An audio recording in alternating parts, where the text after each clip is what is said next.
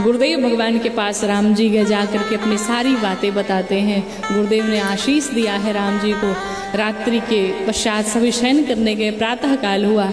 आज भगवान श्रृंगार करके विश्वामित्र जी के संग में रंगभूमि में आए।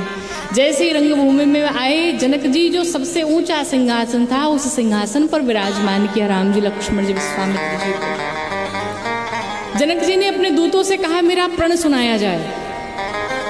दूतों ने प्रण सुनाया।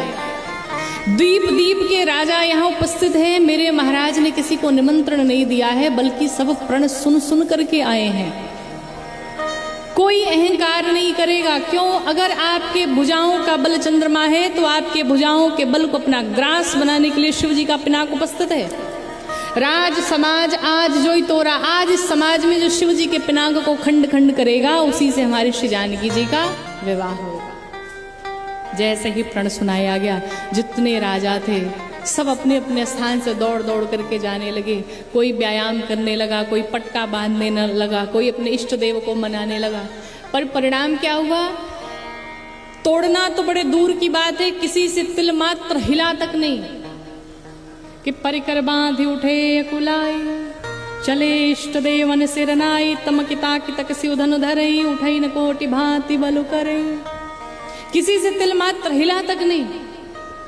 कहते उस सभा में 10,000 राजा उपस्थित थे। जब एक राजा तोड़ने के लिए जाता था तो 9,999 राजा मनाते थे, हे भगवान इससे मत तोड़ोइए, इससे मत टूटने पाए। अब कहाँ एक राजा की प्रार्थना, कहाँ 9,999 की प्रार्थना। किसी से तिल मात्र धनुष हिल तक नहीं पाया। सबने ये प्रण किया, एक काम करो, चलो सब मिल करके तोड़ देते हैं। एक राजा ने कहा ये बताओ, तोड़ तो देंगे, टूट भी जाएगा, लेकिन विवाह किससे होगा? 10,000 से होगा। सबने कहा चिंता मत करो, पहले तोड़ देते हैं, फिर आपस में युद्ध करेंगे, अंत में जो एक बच जाएगा उसी से विवाह होगा। निर्णय लिया गया, सभी राजा पहुंचे। गोस्वामी जी लिखते हैं कि 10,000 राजा एक साथ गए धनुष को तोड़ने के लिए, पर धनुष तिल मात्र अपने स्थान से हिला तक नहीं। जिस प्रकार से कामी पुरुष के वचनों को सुनने के पश्चात भी एक पतिव्रता स्त्री का मन अपने पति के चरणों से तिल मात्र हिलता तक नहीं, ठीक उसी प्रकार से शिव जी का पिनाक तिल मात्र हिला तक नहीं। सभी अपनी कीर्ति गंवा करके वापस बैठ गए। जनक जी ने देखा, जनक जी को बड़ी ग्लानि हुई, उठे अपने स्थान से। जनक जी कहते हैं कीर्ति वर्णन करने योग्य है, जानकी वर्णन करने योग्य है, सुंदर है, सुशील है, गुणवान है, धर्मशील है, लेकिन मुझे लगता है ये कीर्ति किसी को ठीक नहीं लगी। अगर मैं प्रण पे रहता हूँ तो मेरी बिटिया कुंवारी रह जाएगी, अगर मैं प्रण तोड़ता हूँ तो मेरी कीर्ति कलंकित होगी। पर एक बात सबसे कहना चाहता हूँ, अब जन को माखे भटमानी, वीर विहीन मही मैं जानी। मैं जान गया धरती वीरों से खाली, आज के बाद अपने आप को कोई वीर नहीं कहेगा। लक्ष्मण जी ने सुना भैया के रहते हुए कहते हैं कोई वीर नहीं है, पर पहली बार क्रोध आया तो शांत हो गए, पी गए। पर जैसे ही जनक जी ने दूसरी बार कह दिया, जो जनते बिन भट्ट भूमि भाई, तो पन कर होते न हंसाई। मैं जानता धरती वीरों से खाली है तो कदापि अपना उपहास नहीं करवाता।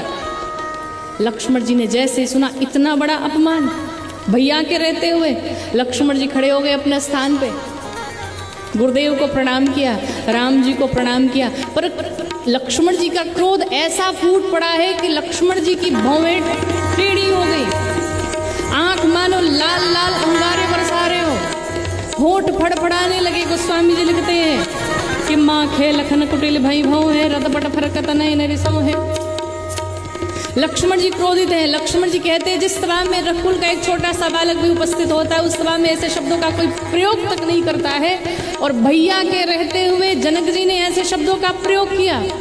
एक बार आप आदेश करिए तो मैं बता सकता हूँ कि मैं क्या कर सकता हूँ, पर जो भी करूँगा आपकी कृपा से करूँगा। लक्ष्मण जी बोल पड़े, कहते हैं तोरो छत्र कदंड जिमे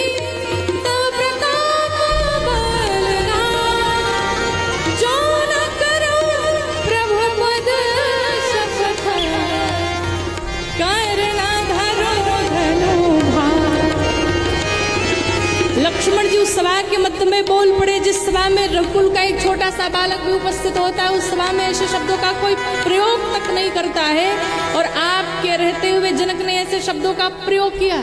जिस प्रकार से बच्चे हाथ में गेंद को उठा लेते हैं, ठीक उसी प्रकार से मैं पूरे ब्रह्मांड को हाथ में उठा लूं। जिस प्रकार से बरसात के मौसम में छत्रक निकले होते बच्चे उसे रौंद डालते, ठीक उसी प्रकार से पूरे ब्रह्मांड को चूर्ण चूर्ण करके रख दूं, सुमेर पर्वत को समाप्त करके रख दूं। इन्होंने तोड़ने की बात की, शिव जी के पिनाक को उठाऊं, प्रत्यंचा चढ़ाऊं, खंड खंड तोड़ूं, 100 योजन दूर तक प्रमाण के लिए लेकर दौड़ता चला जाऊं। इतना नहीं कर पाया तो लक्ष्मण आपके चरणों के शपथ खा करके कहता है धनुष बाण धारण नहीं करेगा। जैसे ही गरज पड़े लक्ष्मण जी, सभी राजा तो भयभीत हो गए, पर जनक जी मुस्कुरा दिए। जनक जी अब जान गए। जनक जी मन में सोचे भाई बड़का तो भी बैठा है, छोटका बड़ा तेज है, अब लगता है धनुष टूटेगा, अब समय आ गया है। विश्वामित्र जी ने देखा लक्ष्मण बहुत क्रोध में है, तो लक्ष्मण जी को देख करके विश्वामित्र जी ने राम जी से कहा राम उसे पास में बुलाओ। और राम जी ने अपनी आंखों के इशारे से लक्ष्मण जी को अपने पास में बुलाया, और जैसे आंखों का इशारा पाया लक्ष्मण जी ने पास आए और बुला करके अपने बगल में बिठाया,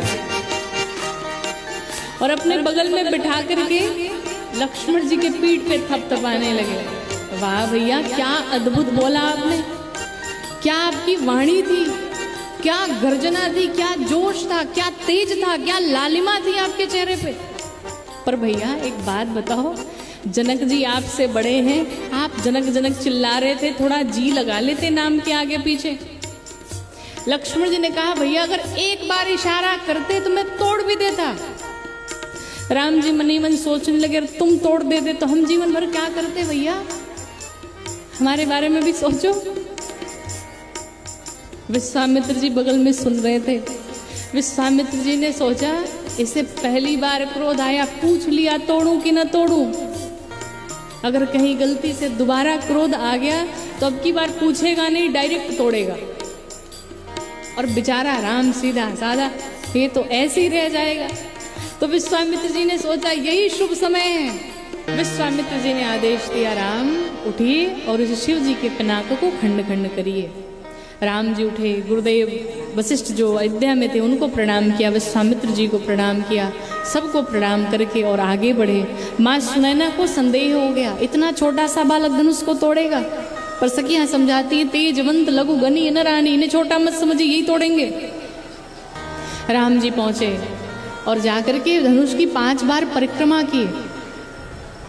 जानकी मैया मनाने लगी, हे गौरी मैया, हे पार्वती मैया, धनुष से कहिए ना थोड़े हल्के हो जाएं, आपके पति की धनुष है। शंकर भगवान से, हे शंकर भगवान धनुष से कहिए थोड़े हल्के हो जाएं। हे गणपति भगवान इनसे कहिए ना आपके पिता की धनुष से थोड़े हल्के हो जाएं, इतने हल्के हो जाए मेरे राम जी तोड़ दे। पर किसी ने नहीं सुना तो धनुष भगवान के पास गई। धनुष भगवान अब आपसे उम्मीद है, अब ये पास में आ गए, कहीं ऐसा ना हो इनसे भी न टूटे वापस चले जाएं, फिर मेरा क्या होगा। प्रभु इनसे कहिए थोड़े हल्के हो जाएं। धनुष भगवान ने कहा कितने हल्के, कहा जितना हल्का हो सकते हैं। अच्छा 1 किलो के हो सकते हैं, इतना नहीं उठा सकते। अच्छा आधा किलो उठा सकते, कहा इतना भी नहीं उठा सकते। धनुष भगवान सोचे इतना भी नहीं उठा सकते तो क्या तोड़ेंगे ये धनुष। जानकी मैया कहती हैं मैं अपने प्रभु के स्वभाव को जानती हूँ, वो इतने सुकुमार हैं, इतने सुकुमार हैं कि जिनको पुष्प लेने में भी पसीने छूटते हैं। वाटिका में देखा है पुष्प ले रहे थे, इन्हें पसीने छूट रहे थे, ये क्या धनुष तोड़ पाएंगे। धनुष भगवान ने कहा फिर अपना भार क्या करूं। जानकी मैया ने कहा यहाँ जितने कपटी राजा बैठे सबके माथे पर अपना भार डाल दो। धनुष भगवान ने अपना सारा भार कपटी राजाओं के माथे पर डाल दिया। और जैसे ही भगवान राम मध्य में आए, शिव जी के पिनाक के मध्य में पहुंचे और लक्ष्मण जी धरती को दबाने लगे। हे कच्छप, हे वारा, हे शेष, हे दिग्गज, हे दिग्पाल, सब मिलकर के पृथ्वी को पकड़ लो, कहीं ऐसा न हो भगवान राम धनुष को तोड़े और ये पृथ्वी ऊपर आ जाए। जैसी इतनी सी बात कही भगवान राम ने, मध्य में आकर के एक बिजली की कड़क हुई और उसी बिजली की कड़क में भगवान ने प्रत्यंचा चढ़ाया, धनुष को उठा करके प्रत्यंचा चढ़ा करके शिव जी के पिनाक को खंड खंड कर डाला। बोलो राम लला सरकार की। चारों तरफ शोर मच गया, चारों तरफ सभी प्रसन्न हो गए, आनंदित हो गए। इधर सखियां श्री जानकी जी को लेकर के आती हैं, जानकी जी हाथ में वरमाला लेकर के आती हैं। राम जी के पास जब पहुंची तो मन ही मन एक वार्ता हुई। जानकी जी राम जी से कहती हैं प्रभु एक बात बताओ। पूछिए। जानकी जी ने कहा ये बताइए खेती सूख जाए उसके बाद खूब बारिश हो, कोई मतलब है क्या? राम जी ने कहा नहीं।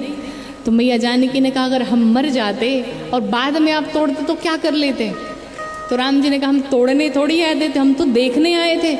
जानकी मैया ने कहा अगर देखने आए थे तो जब आपको तोड़ने के लिए कहा गया तब तो तोड़ना चाहिए।